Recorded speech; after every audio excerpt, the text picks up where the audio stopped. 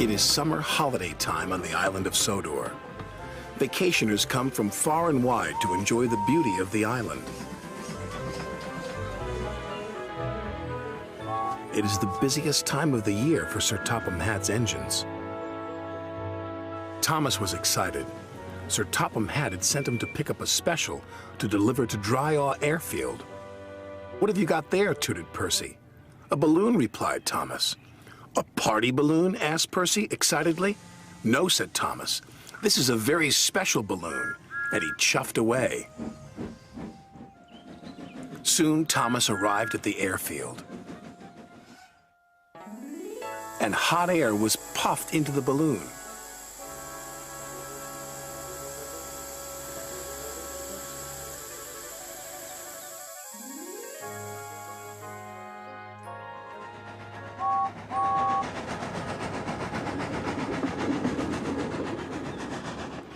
"What is that?"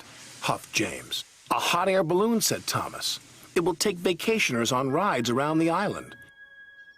"Taking vacationers on rides around the island is our job," wheezed James jealously. Then, as if by magic, the hot air balloon rose silently up into the sky.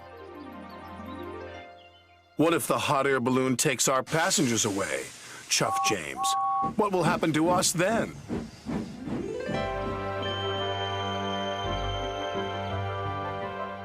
This made Thomas worry. Suddenly, he wasn't so excited about the balloon. The balloon could be seen by everyone on the island of Sodor. Duck gazed at it for so long, he ran into the back of Stepney. "Why, it's a floating basket with folks in it," said Donald.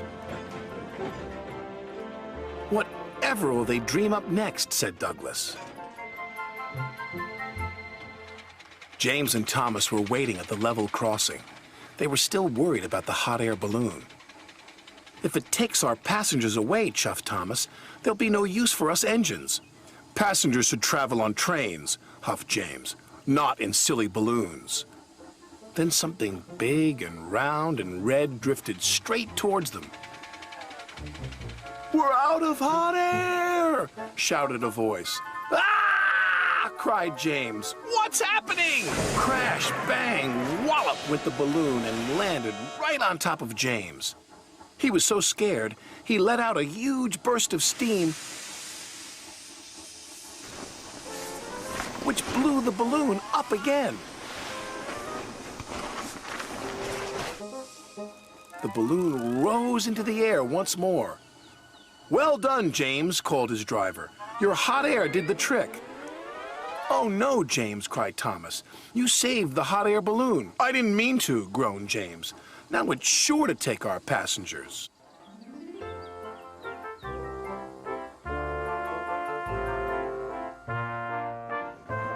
Wherever James went, he could see the balloon carrying vacationers across the island. He felt he should be taking those passengers. "Rails are better than hot air any day." James arrived back at the station. There were lots of people on the platform. Sir Topham Hatt was waiting too. "Well done, James."